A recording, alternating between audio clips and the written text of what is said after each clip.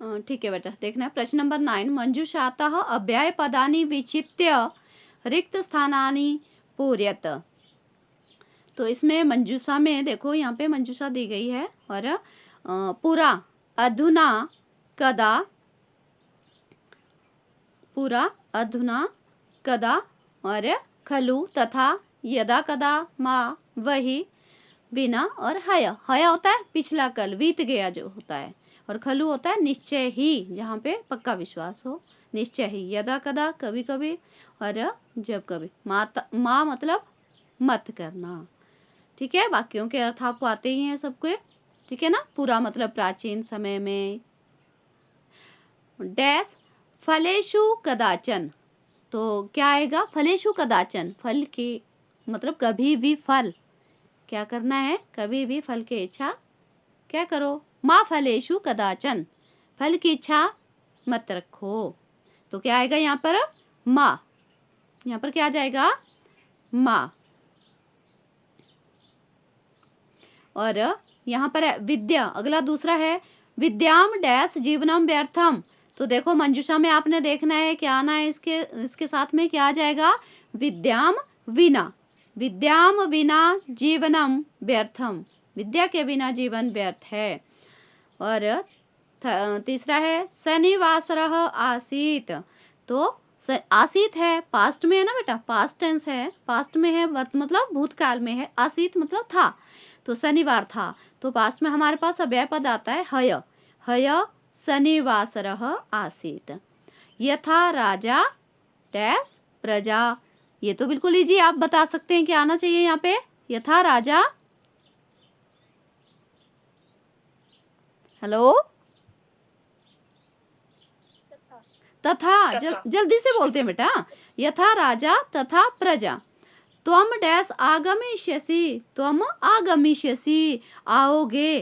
तो यहाँ पे क्या पूछ रहे हैं, तुम कब आओगे, तो कदा। ठीक है, क्या आएगा यहाँ पे, कदा। डैश वयम गृहम गच्छामः, तो क्या आ जाएगा इधर, हम घर चलेंगे, हम सब घर चलें। डैश वयम गृहम गच्छामः, तो क्या आ जाएगा इधर, बोलो जल्दी से, कल भी करवाया था। अधुना वयम गृहम गच्छामः, अब हम घर चलते हैं। सर्वम डैश इदम ब्रह्मा, सर्वम खलु इदम ब्रह्मा। ठीक है ना, ये क्या है, निश्चय ही, ये पक्का है, सर्वम खलु इदम ब्रह्मा। यहाँ पे क्या पक्का विश्वास बताया गया है कि इदम ब्रह्म, ये क्या है, ब्रह्म है।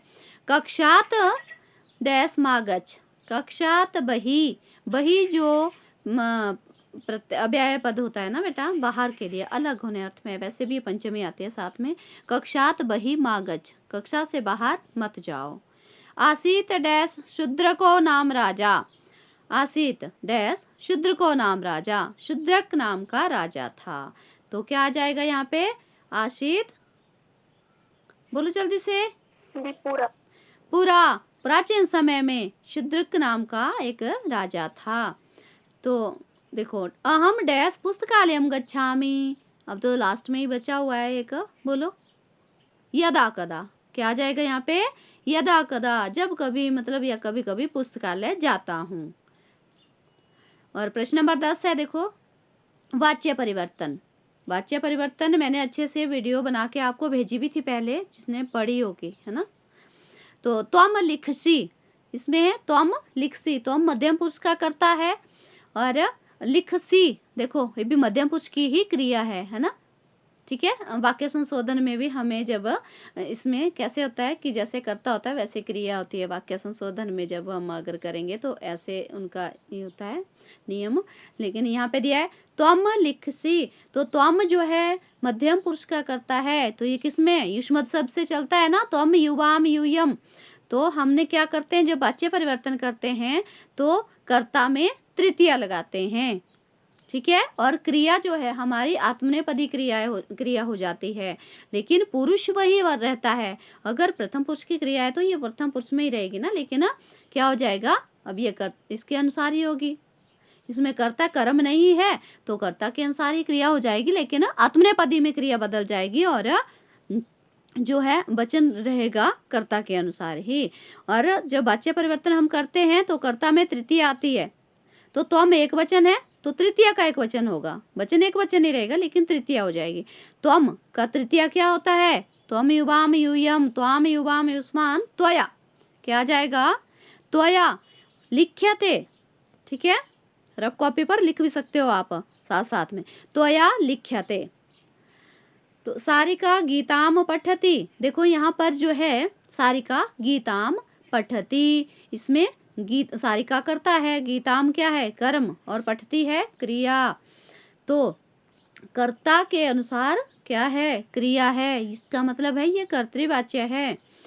तो सारिका देखो, ठीक है ना, प्रथम पुरुष एक वचन की है तो कर्ता भी क्रिया भी प्रथम पुरुष एक वचन की है, तो हमें पता चला कि ये क्या है? कर्तृवाच्य है। इसको हम अपने परिवर्तन करना है।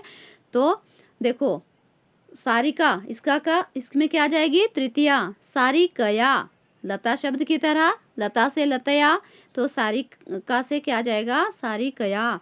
बालिका होता तो बालिकया, सीता होता तो सीतया, गीता होता तो गीतया। ठीक है, ऐसे तृतीया का एक वचन, मतलब इसी तरह से आपको आता है। नाम कोई और हो सकता है, स्त्रीलिंग अगर पद है तो या आ जाएगा ना यहाँ पे। सारिका है तो सारिकया गीता पठ्यते। और कर्म जो है ना, अब इसमें क्या आ जाता है? जब हम परिवर्तन करते हैं तो कर्ता में तृतीया, कर्म में प्रथमा, और क्रिया जो है कर्म के अनुसार होती है। तो तृतीया आ गया, सारिका से सारिकया बन गया। गीता लता शब्द की तरह है तो प्रथमा में क्या आता है? लता का लता रहता है तो इसमें गीता बनेगा। गीताम, अनुस्वर जो है ये हट जाएगा, ये ठीक है ना। यहाँ पे द्विवचन, यहाँ पे क्या है? द्वितीय है ना यहाँ पे, गीताम। तो हमने क्या करना है? इसकी प्रथमा करनी है, गीता पठ्यते। पठ्यते, ठीक है, सारिकया गीता पठ्यते। नंबर 3 पर है सग्रामम पठति, बोलो इसका जल्दी से। सग्रामम पठति बिल्कुल सेम इसी की तरह है, करता है और कर्म है और क्रिया है, इसी तरह चेंज होगा। पठति का पठ्यते हो जाएगा, और स है तो स तौ ते तम तौ तान, तेन तृतीय में आ जाएगा, तेन तेन। और ग्राम जो है पुल्लिंग शब्द है तो ग्रामम है, यहाँ पे आ जाएगा ग्रामः। ठीक है, ये राम शब्द की तरह चलेगा, रामः, तो वैसे ग्रामः, ऊपर का अनुस्वार हट जाएगा और क्या हो जाएगा? यहाँ पे प्रथमा विभक्ति आएगी तो विसर्गें लग जाएगी। ग्रामः ग्रामः सग्रामम पठति, गलत दिया है ना यहाँ पे, गांव को पढ़ता है, या पुस्तकम पठति कुछ ऐसा होना चाहिए था ना, फिर तेन पुस्तकम पठ्यते ऐसे आना था। इन्होंने ग्रामम लिखा है तो ग्रामः, और पठ्यते पढ़ती का पठ्यते बनेगा। ठीक है, ठीक है ना, उसके द्वारा गांव पढ़ा जाता है। सेंटेंस ही गलत दिया हुआ है ना, ये समझ में आ रहा ना बेटो? हाँ, यहाँ पे तो पुस्तकम कुछ ऐसा होना चाहिए था ना, लेकिन यहाँ पे ग्रामम दिया हुआ है, तो मतलब नियम के अनुसार आपको क्या है? कर्ता में तृतीया लगानी है, तेन, और बीच में जो भी आपको दिया होगा उसमें आपने प्रथमा कर देनी है, प्रथमा विभक्ति, और क्रिया जो है आत्मनेपदी पठ्यते।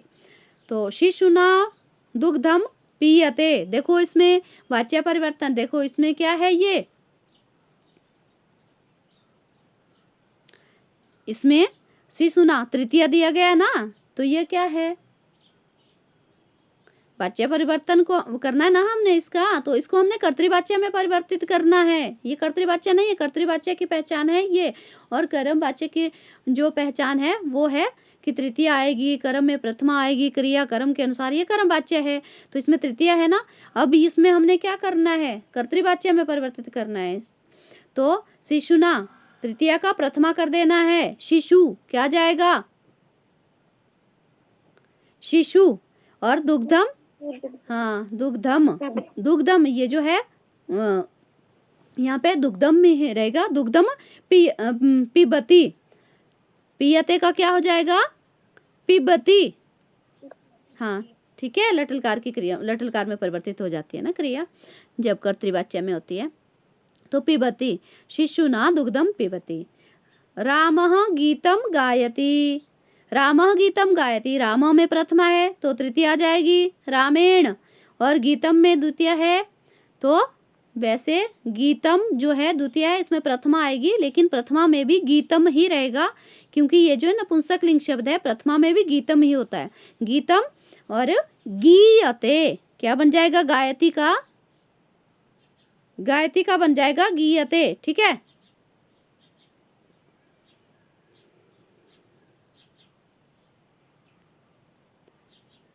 आगे है देखो बेटा, प्रश्न नंबर 11 है, घटिका चित्रानुसारम संस्कृत भाषाम लिखत। बाद में किसी और बच्चे ने ज्वाइन किया तो नहीं था?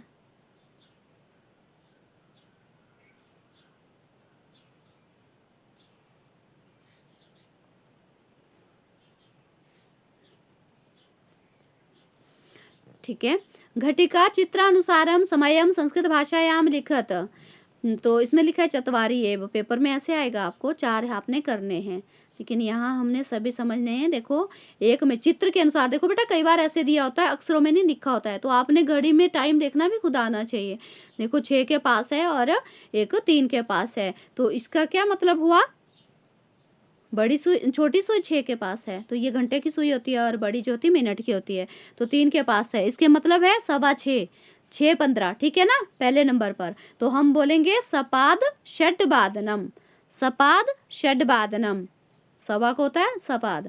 और दूसरा देखो घड़ी में क्या दिया टाइम, एक 6 पर है छोटी सुई और बड़ी है 12 पर, तो इसका मतलब है 6 बज रहे हैं पूरे, तो हम बोलेंगे षड्वादनम। तीसरे नंबर पर देखो, इसमें 8 के आसपास है छोटी और बड़ी जो है 9 के पास है, तो मतलब 7 से आगे है, 8 के बीच में है, तो 7 से आगे है तो मतलब 7 बजकर और 9 के पास है, तो 5-5 मिनट का होता है ना, ये जो एक डिजिट जो है इसमें 5 से मल्टीप्लाई करके पता लगता है, तो 5 9 45, तो 45 मतलब 7:45 हो गया, और इसको हम बोलते हैं 7:45, तो हम बोलेंगे पौने को बोलते हैं पादोन और 8 को अष्ट, तो 7:45 बोलेंगे हम इसको, ठीक है। तो पादोन अष्टवादनम, और आगे है 1 बजे, 1 के थोड़ा आगे, 1 के आसपास ही है, 1 के पास है, और दूसरी जो है किस कहाँ पर है, 12 पर है, तो इसका मतलब 1 बज रहा है, तो 1 वादनम। और देखो आगे 5वें नंबर पर जो, देखो 5वें नंबर पर यहाँ जो बनाया ना, 5वें नंबर पर, तो यहाँ क्या है, छोटी सुई कहाँ है, 4 के पास ऐसे है ना, 4 के पास है, 4 से 5 की तरफ को है ना, तो और दूसरी जो है 6 पर है, 6 पर है, तो हम के मतलब 30 मिनट हो गए हैं, तो 4:30 हो गए, तो हम बोलेंगे सार्ध चतुर्वादनम, सार्ध चतुर्वादनम, 4:30। और आगे जो है 6ठे नंबर पर 5 के आसपास है और दूसरी 12 के, तो पंचवादनम, पंचवादनम, ठीक है। और 12वां जो प्रश्न है ये हमारे पास क्या है, 12वां प्रश्न है कि पद परिचय, पद परिचय देना है, मोहनाय। अब देखो मोहनाय, मोहन शब्द आपने नहीं पढ़ा होगा, लेकिन मोहनाय तो क्या आ जाएगा, यहाँ पे चतुर्थी है, चतुर्थी एक वचनम, हमने देखना है आय कहाँ पे ऐसा आता है, रामाय, मोहन, मोहन शब्द है तो मतलब राम की तरह चलेगा, देव की तरह, छात्र की तरह, तो क्या आ जाता है, चतुर्थी में आता है छात्राय, रामाय, देवाय, तो ये मोहनाय, तो हम पद परिचय क्या देंगे, मोहन शब्द चतुर्थी विभक्ति एक वचनम। और पितुहु, पितृ शब्द है, पितुहु कहाँ पे आता है, पंचमी और षष्ठी में, पितृ शब्द याद होना चाहिए, पंचमी षष्ठी एक वचनम। तो अहम, अस्मद शब्द है, हम कैसे देंगे इसका पद परिचय, अस्मद शब्द प्रथमा विभक्ति एक वचन। और ध्यान देना है इसमें बीच में ही दिए होते हैं धातु भी और शब्द भी, बहुत से बच्चे शब्द विभक्तियों को इसमें भी कोई पुरुष ही लिख देते हैं, प्रथम पुरुष एक वचन, ऐसे उसमें भी लिख देते हैं, शब्द में भी, शब्द में नहीं होता है, शब्द में विभक्ति होती है बेटा और वचन होता है, ठीक है। ये धातु है आगे पास्यामी, देखो इससे पता लगता है जो क्रियाएं होती है वो धातु होती है, पास्यामी, पीता हूँ, पीऊंगा, तो श्यामी, श्यावा श्यामा आता है लृट लकार में, तो हमने बताना है पा धातु, लिट लकार, उत्तम पुरुष एक वचन। पहले धातु का नाम बताना होता है, फिर लकार का नाम बताना होता है। ठीक है, धातु कौन सी है, फिर लकार कौन सा है, और फिर पुरुष कौन सा है, फिर वचन कौन सा है, ऐसे बताना होता है धातुओं में। और शब्दों में पहले शब्द कौन सा है, फिर विभक्ति कौन सी है, फिर वचन कौन सा है, उसमें 3 बातें। तो देखो आगे, द्रक्ष्यथ। द्रक्ष्यथ मतलब यहाँ पे क्या है, ये भी लिट लकार है। द्रक्ष्यसि, द्रक्ष्यथः, द्रक्ष्यथ, ये क्या आ जाएगा, लिट लकार। दृश्य धातु है, पहले धातु बतानी है। दृश्य धातु, लिट लकार, और क्या आ जाएगा, मध्यम पुरुष एक वचन, सॉरी मध्यम पुरुष बहुवचन। द्रक्ष्यसि, द्रक्ष्यथः, द्रक्ष्यथ, मध्यम पुरुष बहुवचनम।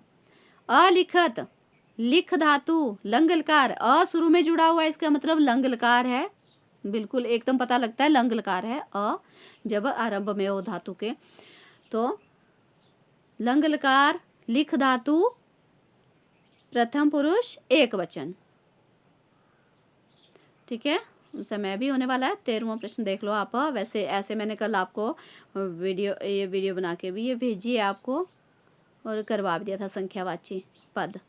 वरम डैश गुणी पुत्रः, तो वरम, अब श्लोक भी है ना बेटा, वरम एको गुणी पुत्रः, वहाँ एको लिखते हैं, एको, एको क्यों लिखते हैं, वो जोड़ करके लिख देते हैं ना, विसर्गों को ओ ध्वनि हो जाती है।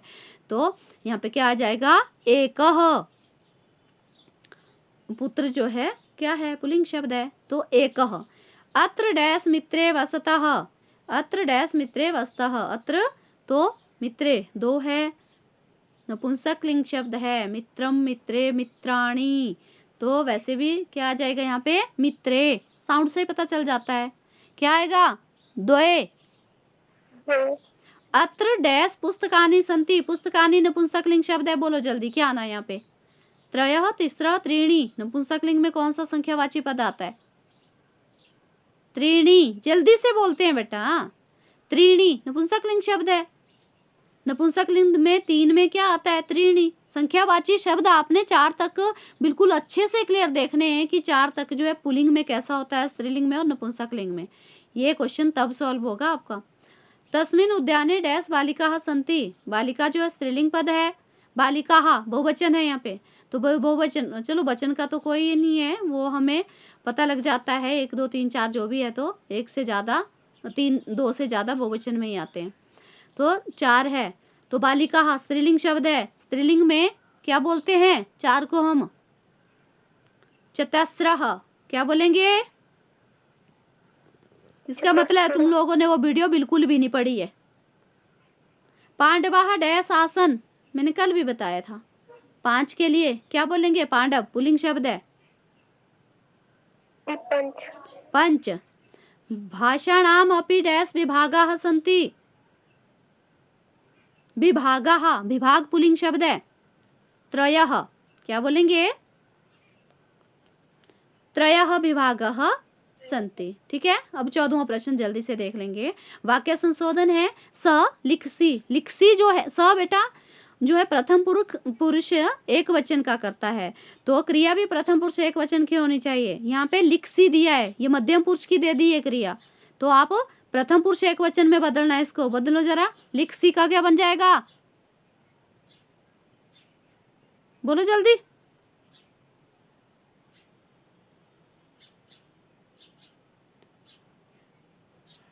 बोलो, लिखसी लटलकार है, क्रिया लटलकार है, ये लटलकार मध्यम पुरुष का एक वचन है, तो सकर्ता जो है प्रथम पुरुष एक वचन का है, तो क्रिया भी प्रथम पुरुष एक वचन की होनी चाहिए। प्रथम पुरुष एक वचन में क्या आ गया लटलकार में, लिखती, बहुत बुरी हालत है तुम्हारी, 10th क्लास में पहुंच गए तुम लोग। लिखसी का क्या बन जाएगा, लिखती, लिखती। अब तुम्हें पता नहीं लग रहा है लटलकार, ये तो छठी के बच्चा बता देगा। लिखती, लिखता, लिखंती, लिखसी, लिखता, लिखत, मैंने बोला लिखसी मध्यम पुरुष का दे दिया है ना, इसलिए गलत है, तो इसको हमने शुद्ध करना है। सकर्ता देखना है हमने प्रथम पुरुष एक वचन का है, तो क्रिया भी प्रथम पुरुष एक वचन की लगानी है, और देखना है हमने लकार वही रखना होता है। ये देख लिखसी, देखो ये लटलकार है, तो हमने लट्लकार लिखना है, लेकिन प्रथम पुरुष एक वचन की कर देनी है क्रिया। राधा मम अनुजः अस्ति, राधा मम अनुजः अस्ति। देखो यहाँ पे कर्ता है, तो कर्ता के अनुसार क्रिया यहाँ पे सही है, तो इसका मतलब क्या है, कर्ता के अनुसार क्रिया तो सही है, तो इसका मतलब जो बीच में अक्षर है उनमें गड़बड़ है। तो राधा मम मेरी, मम ये भी ठीक है, तो अनुजः इसमें गड़बड़ है, तो अनुजः अस्ति, अनुज होता है भ्राता, अनुज होता है छोटा भाई, तो राधा जो है छोटा भाई तो नहीं बोल सकते हम, राधा को क्या बोलेंगे हम, छोटी बहन बोलेंगे ना। तो क्या लिखेंगे यहाँ पे, आ की मात्रा लगाएंगे, विसर्ग हटा देंगे और आ की मात्रा, अनुजा, अनुजा हो गया बहन, बहन, ठीक है। तो मतलब यहाँ पे गलती है ना, राधा मेरा छोटा भाई है ऐसा थोड़ी बोलेंगे हम बोलेंगे राधा मेरी छोटी बहन है। राधा मम अनुजा अस्ति, अनुज की जगह पर अनुजा, आ की मात्रा लगा देंगे बस। और इस ढंग से आएंगे आपको सभी प्रकार के वाक्य शुद्ध करने को, इसी तरह के। अहम चित्रम पश्याति, पश्यति, अब देखो अहम जो है उत्तम पुरुष का करता है, अब क्रिया इन्होंने प्रथम पुरुष की लगा दी है, तो इसको उत्तम पुरुष में बदलो। पश्यति पश्यता पश्यन्ति, पश्यसि पश्यता पश्यथ, उत्तम पुरुष में क्या आ जाता है, पश्यामि। हाँ ठीक है, अहम चित्रम पश्यामि। कृष्णम नमः, कृष्णम नमः, तो क्या आ जाएगा इधर, कृष्णम नमः, कृष्णाय नमः, ये ध्यान देना है, इस तरह का वाक्य जरूर आएगा। नमः मतलब नमस्कार करने हेतु में चतुर्थी विभक्ति आती है, यहाँ पर ये ध्यान रखना है। तो कृष्णाय, देवम होता तो देवाय, अगर रामम होता तो रामाय, ठीक है, अगर विष्णु होता तो विष्णवे, ठीक है, भगवत होता तो भगवते, भगवते है, ऐसे ध्यान रखना है आपने, चतुर्थी बनानी होती है। अब तौ वनम अगच्छन, अब देखो अगच्छत, अगच्छताम, अगच्छन बहुवचन है, अब यहाँ पे दिया है तौ, स तौ, प्रथम पुरुष द्विवचन है, तो प्रथम पुरुष द्विवचन की क्रिया लगनी थी, तो लंग लकार है, लकार वही रखना होता है। तो अगच्छत अगच्छताम, क्या जाना यहाँ पे, अगच्छताम द्विवचन की। मम फलम रोचते, तो मम फलम रोचते रुच धातु है, रुच के साथ चतुर्थी आती है, तो क्या आना यहाँ पे, मह्यम, मम जो है स्मृत शब्द में आता है ना मेरा, तो मह्यम, ठीक है, मह्यम फलम रोचते, मुझे फल अच्छे लगते हैं, ठीक है ना बेटा। हाँ, घ भाग और आगे को जो भी है ये आगे आपने रिवाइज करने हैं। कौन से प्रश्न से आगे, हाँ घ भाग, खंड घ, ये आगे को कल आपने रिवाइज करना है। ओके।